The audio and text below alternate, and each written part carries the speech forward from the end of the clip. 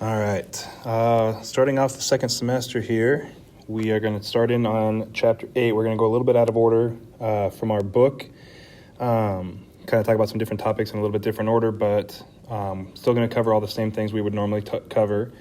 We're going to start with Chapter 8, which is similar polygons, and we're going to focus primarily on triangles, but we start with this first section of just shapes in general. So what do we mean when we talk about similar figures? Like, what are they?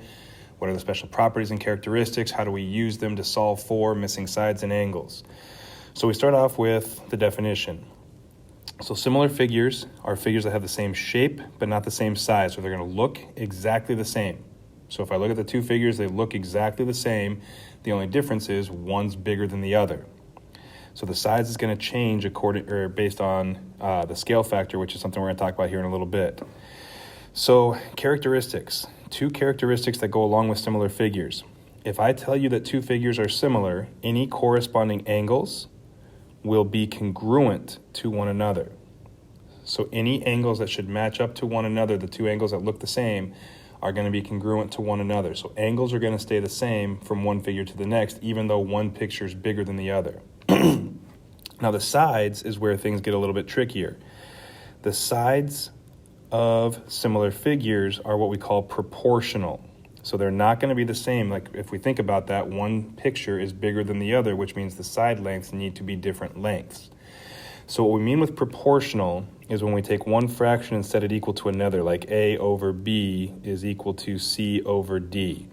So we're saying A divided by B would give me the same ratio as C over D. Or it's kind of like when we reduce fractions, 3 over 6 is equal to 1 over 2. So when we talk about proportional, we're going to be setting up a bunch of fractions, and we're going to look at whether those fractions are in fact equal to one another all the way around the figure. So when we look at two similar figures, so it says trapezoid ABCD is similar to trapezoid WXYZ. So this little figure right here that I circled is the symbol for similar. So when I want to say one figure is similar to another, I need that symbol there that tells me that those two figures are in fact similar to one another. So we have these two similar trapezoids. What it's asking here is what is congruent to each other? So which of the pieces are congruent? Well, the last slide said corresponding angles. So if I'm looking at this, just like we did with congruent figures, the letters tell us everything about what matches up. So angle A matches up with angle W. Angle B matches up with angle X, and so on. So what we're saying here is angle A must be congruent to angle W. And so we write that out in a statement. Angle A is congruent to angle W.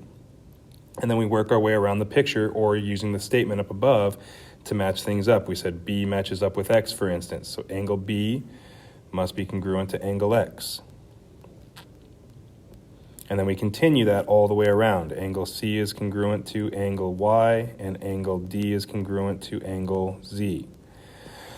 So when they ask which pieces are congruent to one another, you're looking at angles. Which angles match up together? Those angles have to be identical. Now with the sides, again, we talk about this idea of proportional.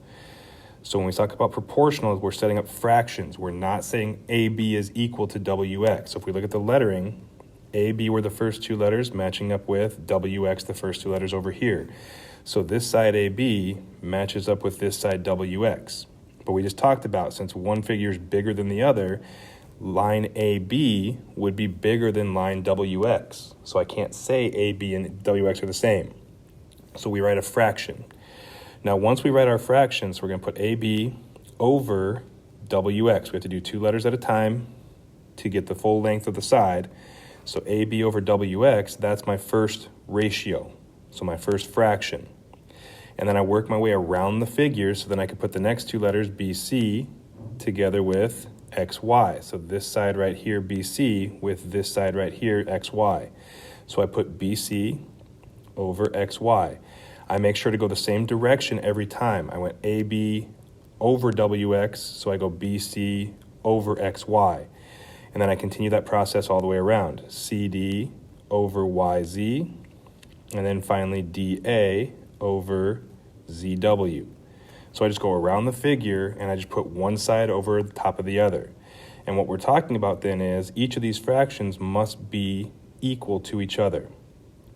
So AB divided by WX will be equal to BC over XY, which will be equal to CD over YZ, and so on.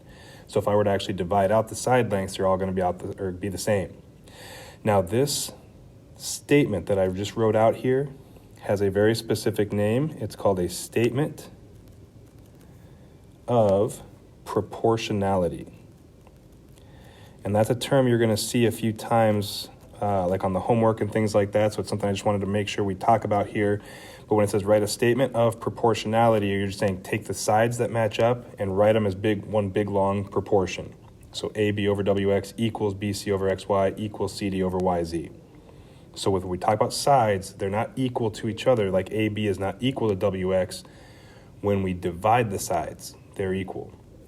So that's a really important distinction to make there. So when we talk about figures, for right now, if they want to know whether two figures are similar, we need to show that all three angles or all four angles or how many angles the figure has are congruent, and we need to show that all of the sides are proportional to one another. Now, eventually, we're going to get to shortcuts we can use for triangles, but right now, we're going to have to go around the entire figure. So first thing with angles, those are typically the easiest ones to do. So if I'm looking at these two figures, I notice that I have two of my angles in this triangle. So if I take those two numbers and subtract from 180, so 67 and 40 would be 107. Subtract from 180, angle A would have to be 73 degrees. Likewise, if I look at my other triangle, I have these two angles that are matched up. And so if I want the third angle, L, I can add those together and subtract from 180. So I take 67 plus 73 is 140, and then I subtract from 180, angle L would be 40 degrees. So what I need to look at first is, are all three angles, do they have a corresponding angle in the other? So I have the 40 degree here matches up with 40 here, and then 67 here matches up with 67 here, and so on. So I go all the way around the figure, all three angles are the same. I've got 40, 67, and 73, 40, 67, and 73. So that's the first thing I would want to check. Are the angles congruent? Because that's the easiest one to look at. Now from there, we have to look at, okay, now sides. The sides obviously are not going to be equal to each other because one figure is bigger than the other. So what we have to do here is we have to kind of be careful and match things up accordingly. So I'm going to start with one figure. It doesn't matter which one we start with, but let's say I start with triangle ABC here. I'm going to pick its smallest side. So between 4, 8, and 12, the smallest side is 4. And then I'm going to come over to the other triangle and find its smallest side. So 2, 4, and 6 means the smallest side would be 2. And I'm going to divide those out. And it doesn't matter what order I go in. So I'm just going to put the big divided by the small. Okay, so if I take 4 divided by 2, I get 2. And then I do the same thing all the way around the figure. So now my next biggest side would be 8 in triangle ABC. I need to put it with the next biggest side in NML. So I match it up with 4. And so I take 8 divided by 4, and I get 2. And then I put the biggest sides together. So the biggest sides are 12 and 6, so I take 12 divided by 6, and I get 2. So notice when I went around the entire figure, every time I divided the two sides together, I got the same number, 2, every time. And so that tells me that those sides are proportional, and so these two figures are similar. So triangle ABC would be similar to triangle, and now if I'm careful with my letters here, ABC would match up with MNL. So noting which letters go together is going to be important when you write a statement like this. Now, one thing to note, I chose to do big divided by small, so 4 divided by 2, 8 divided by 4, and so on. I could have done the same thing the other way and used the opposite direction, so I could have said 2 divided by 4. Now, in this case, it's going to give me a fraction, and I can get fractions in decimals, that's perfectly fine, so I would get 1/2. And then if I did the same thing here, 4 over 8 would reduce to 1/2, and then 6 over 12 would reduce to 1/2. So one thing to note here is when you're setting up these proportions or when you're checking sides for similarity, as long as you go the same direction all the way throughout, it doesn't matter which way you go, big to small or small to big, you're still going to come to the same conclusion because you're still going to get the same ratio all the way around. Okay? Now, that ratio that we were just talking about, I got the same thing, 2 all the way around or 1/2 all the way around on the last figure. That number, that ratio from one side to the next is what we're talking about when we say a scale factor. We've seen scale factor before when we talked about dilations last semester back in chapter 4. And so it's the same main idea here. It's just the ratio of any two corresponding sides. It's how we get from one side to the other. So if I'm looking at two figures here and I want to find a scale factor, so scale factor, which we abbreviated with the letter K in chapter 4, so that's going to come back to play here. So I want the scale factor, which is K. All I do is pick two sides that go together. So if I'm looking at these two trapezoids here, I might pick 4 and 16. A, B, and WX have to go together. Now, as far as the scale factor goes, again, direction doesn't matter as long as I stay consistent with whatever the problem asks me. So in this case, it says, what's the scale factor of the two figures? So all I got to do is take one side and divide it by the other. So I could do 16 over 4, and that gives me a scale factor of 4 to 1. Or I could do the same scale factor in the opposite direction, do 4 over 16, and when I reduce, I get 1 over 4. The direction doesn't matter for scale factor, like I said, as long as we stay consistent throughout the rest of the problem. So whatever else they have us do with that scale factor, we need to stay consistent with that. So all you got to do is pick two sides that go together, divide them, get your answer there. That's going to be your scale factor. And just like before with dilations, with scale factor, we leave it in fraction form. So even though we might get a decimal in some instances, like the 4 over 16, we're going to leave it as a fraction, in this case 1 over 4, and that's going to play a role in how we solve some of the problems we're going to have later on. So it's important to make sure that the scale factor we keep in fraction form always. So you might get a figure that looks like this. So two similar figures below give the scale factor of the two figures. So all I have to do here is I have to figure out which two corresponding sides I want to use to set up my scale factor, set up my ratio. So all I do is, again, I can take this bigger triangle, so triangle 1, let's call it, and call this triangle 2. I might just go with, okay, in this triangle 1, here's my smallest side.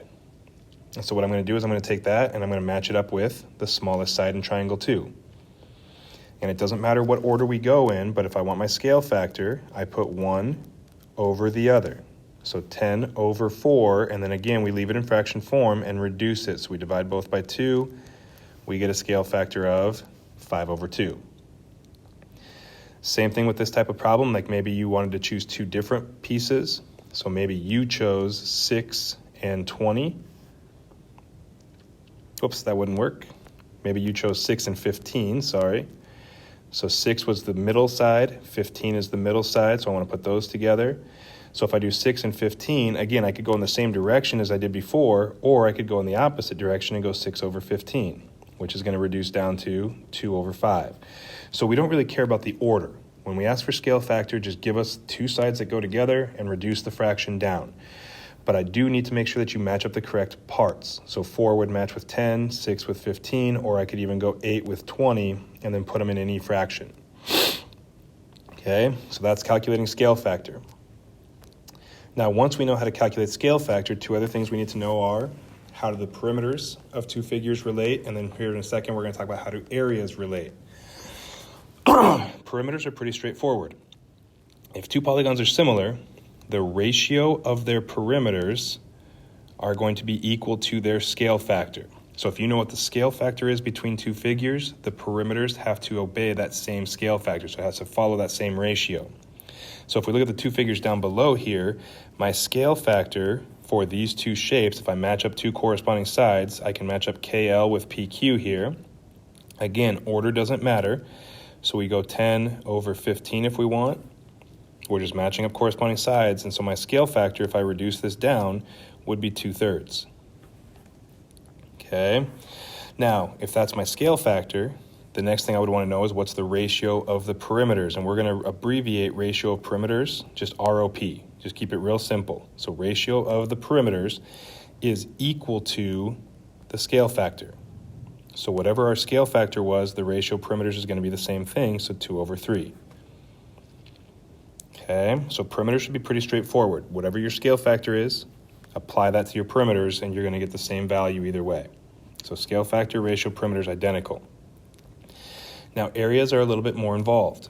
For areas, we're going to have to look at the fact that the ratio for areas is the squared scale factor. So taking whatever our scale factor is and squaring it. So we have the same figures as we had before, and so we said the scale factor was 10 over 15, which reduced to 2 over 3, and it's extremely important that we reduce to get that scale factor. So scale factor is 2 to 3. Now the ratio of the area then, so we're going to abbreviate that ROA, keep things simple. So the ratio of the area is going to be the scale factor squared.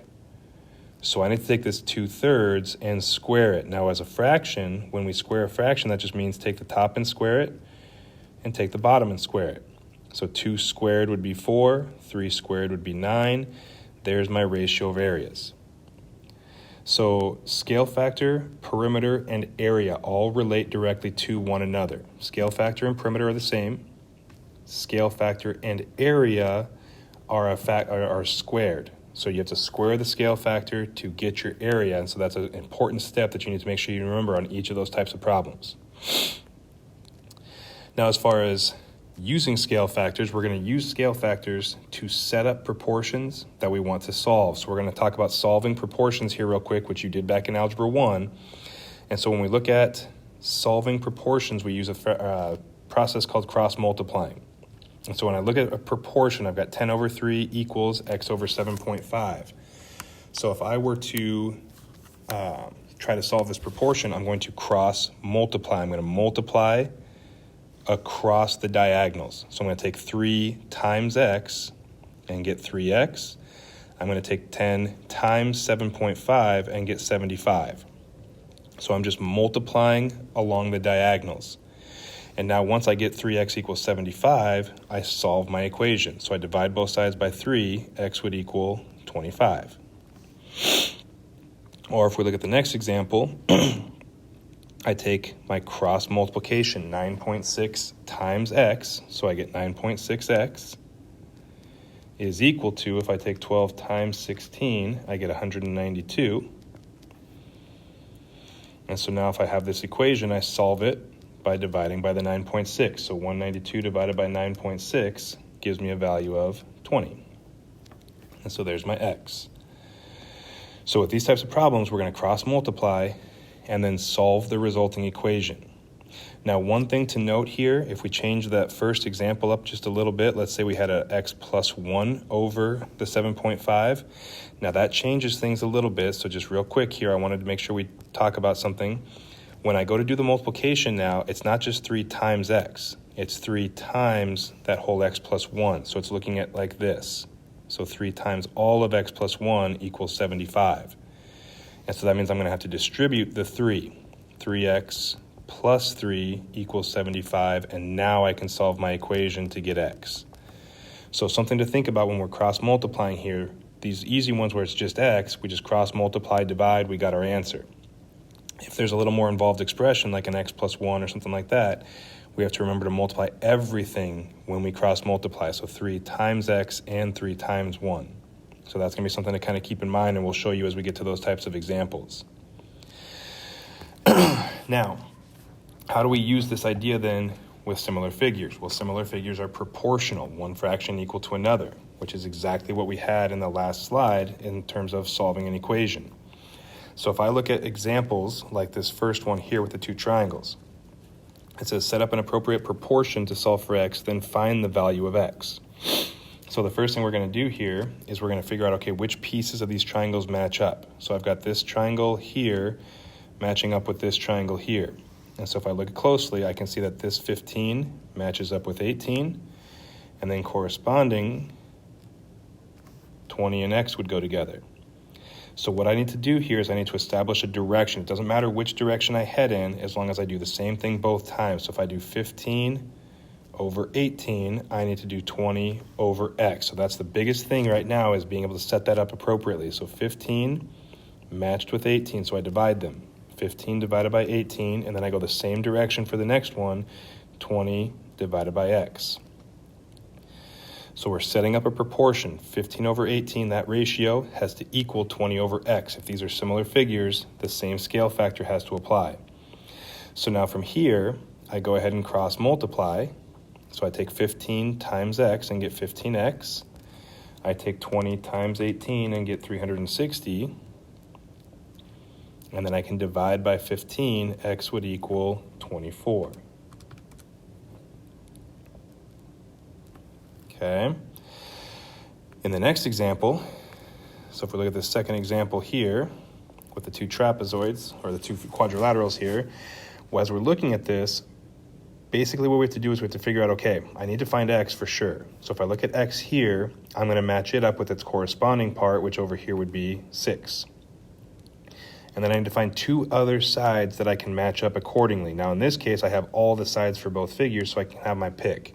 So I might pick 4.8 and match it up with 3. And just like in the last problem, we go the same direction for both setups. I'm going to go x over 6, and I'm going to go 4.8 over 3. So I'm going to set that up. X over 6, 4.8 over 3. So same direction both times. That's going to be an important aspect here. Now when I go to cross multiply then, I take my 3 times x and get 3x. When I take 6 times 4.8, I get 28.8. And then I divide both sides by 3, x would equal 9.6. And on these types of problems, it is okay to get decimals, it's okay to get fractions, because they're not always going to come out nice and neat for each of the different problems. So when you're looking at that, the big thing is, did I set up the two parts correctly? So x and 6 go together, 4.8 and 3 go together. Did I go the same direction? So x over 6, 4.8 over 3, cross multiply, solve. Okay, and that's what we're going to do with every similar figure. So if I get two more similar figures here and it says find the values of the missing measures, the first thing we're going to do is we're going to figure out, okay, well, x. X is going to match up with 26. We have to match up corresponding parts. Now, as I go around the figure, I know that 7 then is going to match up with 12. And I know that y is going to match up with 8. So I can get all my pairings matched up right away. I need to figure out which pieces go together. Now, when I go to solve, though, I got to be careful. If I go x over 26, I want to be careful with how I match it up next, because if I try to match that up with y and 8, I'm going to have an x and a y in the same equation. I can't solve that. So right now I got to ignore the y and the 8. So x over 26 is going to match up with 7 over 12. I'm going to go the same direction for both. And so what's going to happen here is I cross multiply. I get 12x is equal to, when I take 7 times 26, I get 182. And so then I cross multiply, I solve my equation, so divide both sides by 12.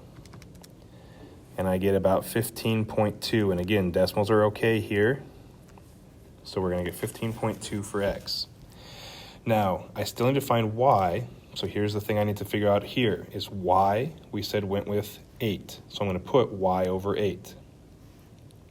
But then from there, I need to match it up with something else. So I've got y over 8.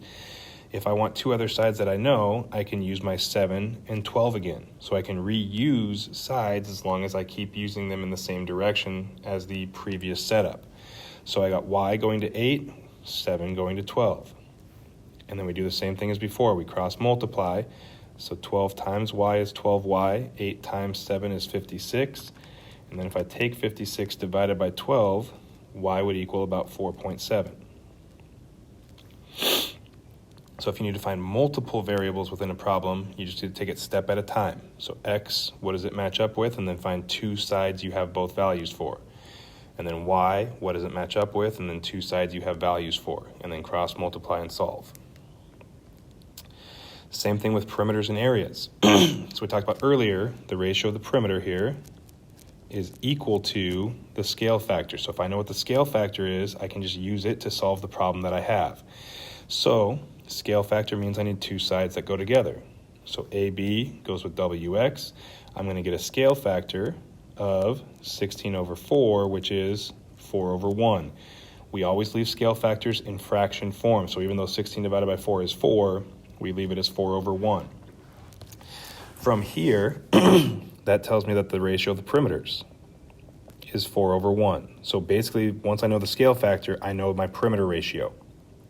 Well, what they're asking is, if my smaller trapezoid has a perimeter of 24, what does the larger trapezoid perimeter have to be? So right now, what I have is I have a ratio. My perimeters are 4 to 1. What I need to do then over on the right side is figure out, okay, well, what ratio can I put in there? So I've got the big trapezoid 4 over the small trapezoid 1. So the way I set this up was big over small. So when they told me that the small trapezoid is 24, small has to go on the bottom, big, which we don't know, has to go on top. So we're going to set up the proportion with x as our unknown. And so now I have this proportion that I can cross multiply and solve. So I have x times 1, so I get x, and then 24 times 4, which is going to be 96. So the larger perimeter would be 96 feet. Now I could have solved this exactly the same way in the reverse order, so I could have had the scale factor as 1 over 4. The only thing that changes then is my small is on top and big goes on bottom. So with these types of problems, the big thing to think about is which direction I need to head up or set up in my perimeters with. So that's what we did with that particular problem there. Now with areas, very similar process, but we have to be very careful here because the ratio of the areas is equal to scale factor squared.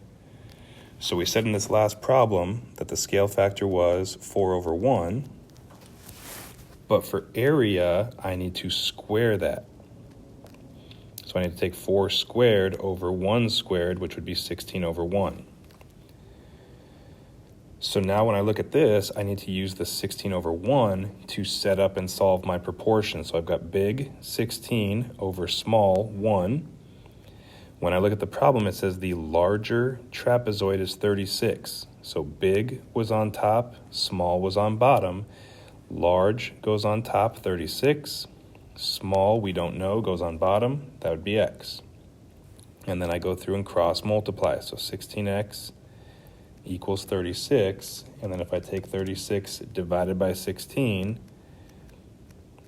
my small area would be 2.5 centimeters squared. Okay. So when you're talking about these types of problems, when you're solving proportions and things like that, make sure you have the right scale factor or right ratio to begin with. So what's the ratio perimeter, what's the ratio of the area, depending on the problem. And then it's just a matter of setting up big with big, small with small, in any order that you want to go with, as long as you're consistent all the way through. So with that, you should be able to start working through that first worksheet that you're going to get in class, or you can get off of Google Classroom. As you're working, if you have questions, make sure you ask in class. Make sure you use the notes. Use this video if you need to, and ask questions. So email, ask questions inside of class, outside of class, whatever you need to do there, and then check the answer key when it becomes available to make sure everything that you're doing is correct.